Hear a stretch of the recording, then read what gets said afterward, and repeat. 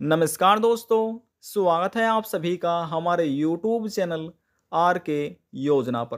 Pension से जुड़ा हुआ एक और नया ताज़ा अपडेट, लेटेस्ट न्यूज़ आप सभी दिव्यांग, विधवा, वृद्धावस्था और कुष्ठावस्था पेंशन धारकों के लिए लेकर हाजिर हो चुके हैं।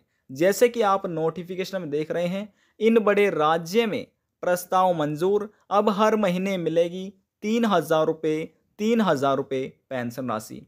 किस राज्य में पेंशन बढ़ोतरी की जा रही है और किस राज्य में 3-3 हज़ार रुपये पेंशन राशि दिव्यांग, विधवा, वृद्धावस्था और कुष्ठ अवस्था पेंशन धारकों को मिलने वाली है, ये जानकारी आप इस वीडियो के माध्यम से जानने वाले हैं। इसी के साथ आपको ये भी बताया जाएगा कि यदि आपकी पेंशन रुकी हुई है तो आपको क्या कार्य करना है ताकि जो आपकी रुकी हुई पेंशन है वह आपके बैंक खाते में ट्रांसफ़र सरकार द्वारा की जाए।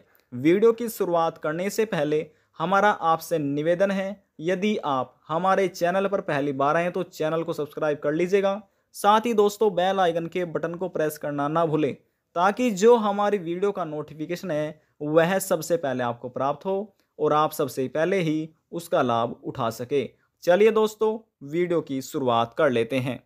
यदि आप भी एक पेंशन धारक हैं, दिव्यांग पेंशन योजना, वृद्धावस्था पेंशन योजना, कुष्ठ अवस्था पेंशन योजना, विधवा पेंशन योजना, यदि आप भी इन सभी पेंशन में से किसी भी एक पेंशन का लाभ ले रहे हैं तो आपके लिए यह एक बहुत बड़ी खुशखबरी है, सरकार की तरफ से आपको दी जाती है, क्योंकि अब पेंशन धारकों को 3,000 रुपये प्रति महीना पेंशन सरकार की तरफ से आपको दी जाएगी।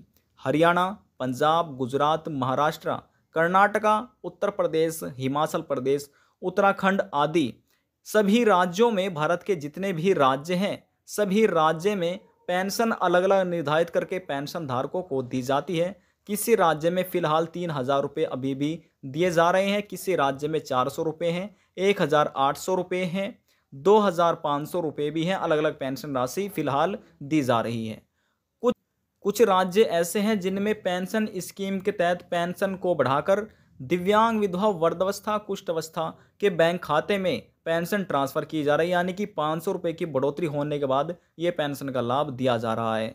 किन राज्य सरकार द्वारा पेंशन राशि को बढ़ाया जाएगा, ये दोस्तों आप समझ लीजिए। हो सकता है इसमें आपका भी राज्य हो, आपको भी पेंशन राशि बढ़ाकर मिल जाए।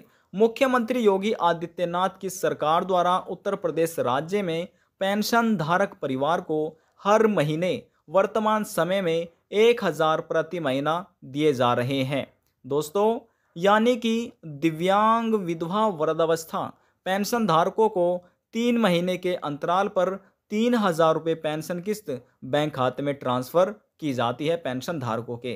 पहले यूपी में 500 रुपये प्रति महीना पेंशन दी जाती थी, लेकिन दोस्तों यहाँ पर आप ये देखिएगा कि मुख्यमंत्री योगी आदित्यनाथ की सरकार की तरफ से वर्ष 2022 में 500 रुपये बढ़ोतरी कर दी गई थी, यानी कि फिलहाल वर्तमान समय में 1,000 रुपये प्रति माह पेंशन दी जाती है। इसी के हिसाब से जब 1,000 आपको प्रति माह पेंशन दी जा रही है तो 3 महीने की जो आपकी पेंशन राशि है वह सीधे 3,000 रुपये हो जाती है, जो कि उत्तर प्रदेश राज्य सरकार द्वारा फिलहाल दी जा रही है।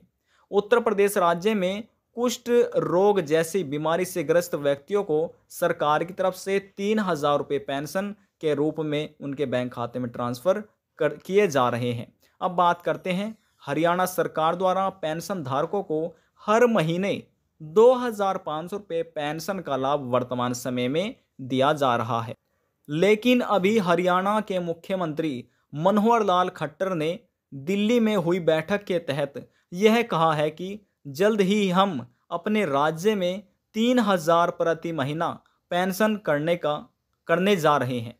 दिव्यांग, विधवा, वृद्धावस्था पेंशन धारकों को 3,000 रुपये पेंशन दी जा सकेगी।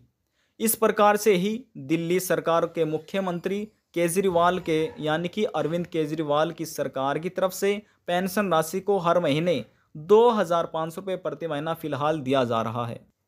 सूत्रों से मिली जानकारी के अनुसार यह बताया जा रहा है कि दिल्ली सरकार पेंशन बढ़ोतरी करने जा रही है। इसके बाद 3,000 रुपये प्रति महीना सभी पेंशन धारकों के बैंक खाते में ये पेंशन राशि ट्रांसफ़र की जा सकती है। आगामी चुनाव को देखते हुए सरकार 3,000 रुपये पेंशन लाभार्थियों को दे सकती है। यानी कि दिल्ली सरकार 500 रुपये बढ़ोतरी जल्द कर सकती है। हालांकि दिल्ली के मुख्यमंत्री अरविंद केजरीवाल की सरकार की तरफ से कोई पुष्टि अभी तक नहीं की गई है। सूत्रों से मिली जानकारी के अनुसार अनुमान लगाया जा रहा है कि कुछ राज्य सरकारें ऐसी हैं जो अपने राज्य में पेंशन बढ़ाने का विचार विमर्श कर रही है, जैसे कि महाराष्ट्र, छत्तीसगढ़, कर्नाटका, तमिलनाडु, मिजोरम, मध्य प्रदेश, बिहार, उड़ीसा और वेस्ट बंगाल आदि। यदि भविष्य में पेंशन लेना चाहते हैं तो आपको कुछ महत्वपूर्ण कार्य करने होंगे। दोस्तों, हमने ये आपको बता दिया है कि किस राज्य में पेंशन बढ़ोतरी हो सकती है और कौन सी राज्य सरकारें पेंशन बढ़ाने में विचार विमर्श यहाँ पर कर रही है। अब बात करते हैं कि यदि आप भविष्य में पेंशन लेना चाहते हैं तो आपको कौन से महत्वपूर्ण कार्य यहाँ पर करने होंगे। सबसे पहले दोस्तों बात करते हैं पेंशन का ई-केवाईसी। जो पेंशन का ई-केवाईसी है वह उत्तर प्रदेश सरकार ने दिव्यांग, विधवा, वृद्धावस्था और कुष्ठावस्था यानी कि सभी पेंशन धारकों के लिए अनिवार्य किया हुआ है। जिन्होंने अभी तक नहीं कराया है, पहला डॉक्यूमेंट है उनके लिए आधार कार्ड, दूसरा है उनका मोबाइल नंबर। इन दोनों दस्तावेजों से नज़दीकी CSC सेंटर पर जाकर अपना ई-केवाईसी करा सकते हैं, तभी आप पेंशन का लाभ प्राप्त कर पाएंगे। दूसरे कार्य के बारे में बात करते हैं। बैंक केवाईसी यानी कि बैंक खाता सत्यापन। यह कार्य उन्हें करना है जिसका बैंक खाता काफ़ी ज़्यादा समय पुराना है। ये आप कैसे कर सकते हैं, इसके डॉक्यूमेंट समझ लीजिए। पहला आपका आ जाता है आधार कार्ड, दूसरा है आपका मोबाइल नंबर, तीसरा दस्तावेज है आपका पैन कार्ड। इन तीनों दस्तावेजों की आपको फ़ोटो स्टेट करा लेनी है और जिस बैंक में आपका खाता है वहाँ पर जाकर आपको जमा कर देने हैं। आपका बैंक केवाईसी पूरा हो जाएगा। अब बात करते हैं तीसरे कार्य के बारे में।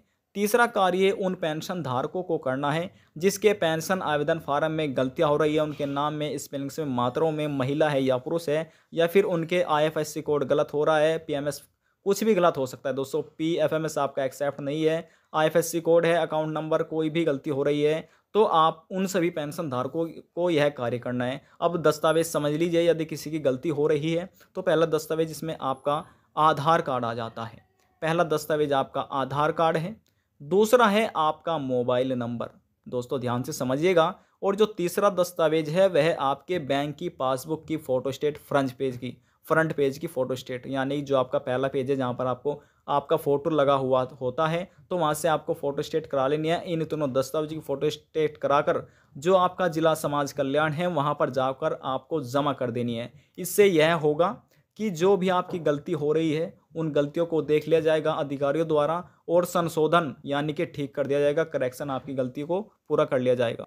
जैसे ही आपके ये सभी कार्य पूरे हो जाते हैं, यदि आपकी पेंशन रुकी हुई है तो वह भी आपके बैंक खाते में आना प्रारंभ हो जाएगी। और यदि इस बार आपको पेंशन नहीं मिली इन गलतियों की वजह से तो इन 3 महीने की पेंशन और जो अब की बार पेंशन ट्रांसफ़र की जाएगी आपके बैंक खाते में तो उन्हें मिलाकर सीधे आपके 6,000 रुपये आपके बैंक खाते में सरकार की तरफ से ट्रांसफ़र किए जा सकते हैं। यह लाभ आपको दे दिया जाएगा और आपकी पेंशन भी दोबारा से प्रारंभ हो जाएगी। आज की जानकारी में बस इतना ही। यदि आपको हमारी दी हुई जानकारी पसंद आई तो वीडियो को जरूर लाइक कर दीजिएगा और यदि आपके मन में कोई सवाल है, कोई डाउट है, पूछना चाहते हैं, वह भी आप नीचे कमेंट बॉक्स में जाकर पूछ सकते हैं। सभी सवालों का जवाब आपको दे दिया जाएगा।